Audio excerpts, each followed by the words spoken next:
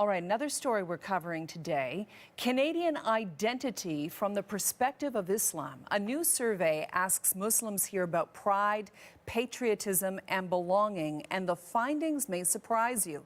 Nearly two-thirds of Canadian Muslims are worried about discrimination in this country, even though an overwhelming majority feel proud to be Canadian. The results are from an Environics poll taken between November of 2015 and January 2016. It's a follow-up to a survey done 10 years ago. 600 Muslims were polled. The survey also shows a divide between younger Muslims, those under 35, and those who are older. So let's take a look at the results together with two members of Canada's Muslim community. Joining me is Aziza Kanji. She is a programming coordinator at the Noor Cultural Centre in Toronto. And Safwan Chowdhury. Safwan is the national spokesperson for Ahmadiyya Muslim community and which is part of the largest youth organization in Canada, if not the largest youth organization. It is, correct. It is the largest youth organization in Canada. Okay, let's take a look at the first board that I want to present here. And this is the one that I just mentioned. 62% of Muslims are reported being very or somewhat worried about discrimination. Now that rises to 72% among young Muslims and 83% among Canadian-born Muslims. What do you make of that, Safwan? I'll start with you. Yeah, you know, of course, these numbers are higher than the last time we visited a similar survey. And a lot has taken place in between that. Obviously, we went through a very divisive federal election. And in addition to that, the terror attacks that have taken place in the last 12 to 20 months or so, it definitely puts a lot of Muslims on the edge as well.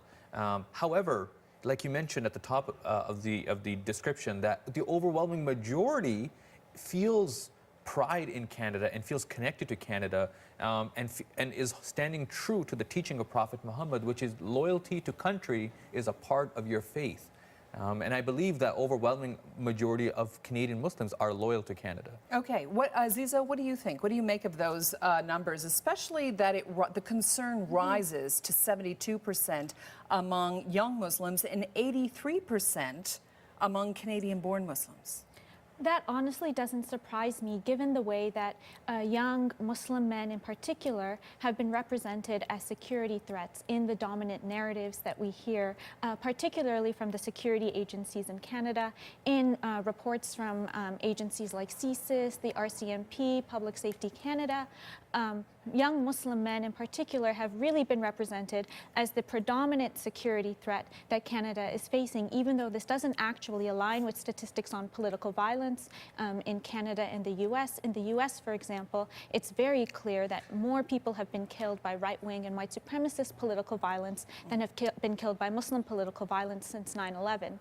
And yet our security agencies are constantly associating images of young Muslim maleness with... Which images are you talking about exactly? So in reports from CSIS and RCMP and Public Safety Canada, for example... On radicalism and terrorism, right?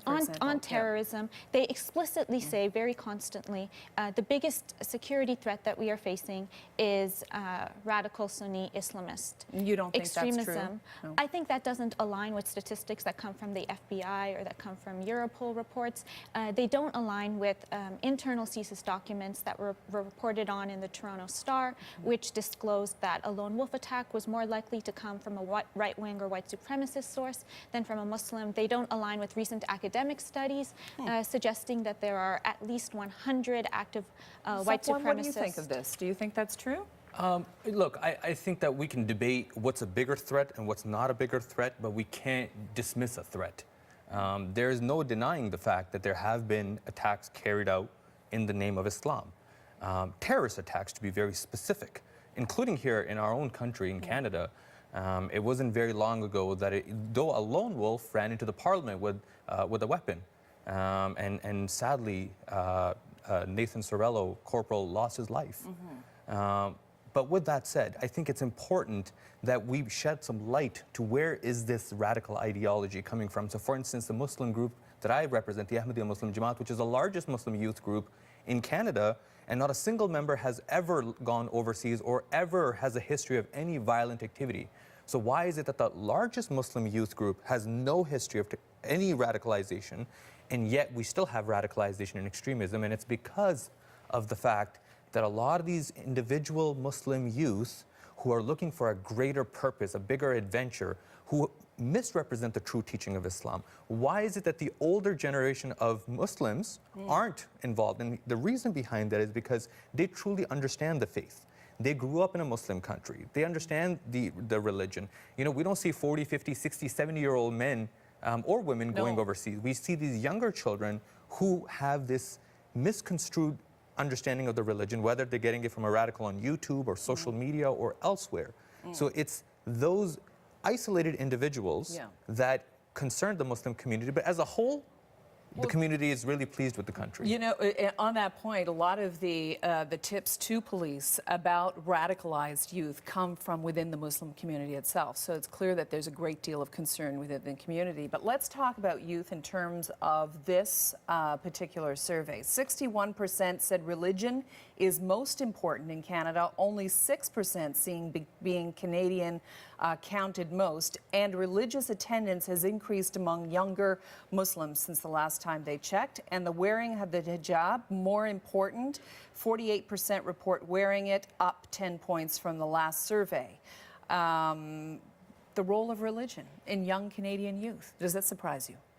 I think that there are many facets to the way that Muslim Canadians form a relationship with their religion, particularly in post 9/11 Canada. So in the national security state, the Muslim identity has been represented, as I said, as a threat. It's been stigmatized, and in response to that, I think many, particularly young Muslim Canadians, feel a need to claim their identity, to say, Canada holds itself up as a multicultural nation, a nation that respects freedom of religion. And so this should mean that I shouldn't have to disavow my Muslim identity in a way that acquiesces to the very stigmatizing narratives of Muslim identity that are put forward. I also think that for many young Muslim Canadians, you can't separate the experience of being Muslim from the stories of very pervasive abuses of Muslim rights that have happened post 9/11, stories like those of Omar Khadr, stories like those of Maher Arar, stories like those of the security certificate detainees.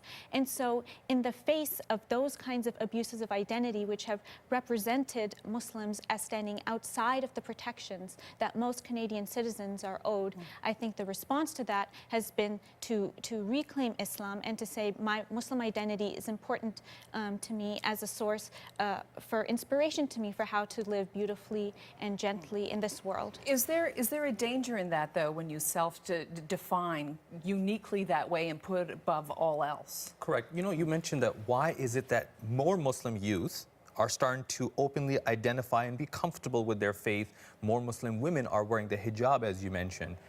You know, there are some legitimate problems within the Muslim community. For instance, you know, there's this narrative that the Muslims are very, there's not a lot of unity, that there's inter-Muslim politics in crisis. There's not a lot of leadership.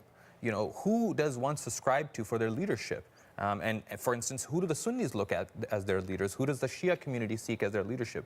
For instance, the Ahmadiyya Muslim community is the largest Muslim community in the world that actually has leadership. His Holiness Mirza Masroor Ahmad. So, for instance, here, coming to Canada as a minority, I can express my faith freely, and the freedom that Canada gives me, so I can exercise my faith freely. You know, in parts of the world like Pakistan, where there's laws preventing certain minorities to even exercise their religion as a Muslim. So when I come to Canada and I can openly express my faith, it allows me the comfort to exercise that. All right. I'm sorry, I have to leave it there. We're absolutely out of time. Aziza, thank you so much. Safwan, thank you so much. We'll be right back.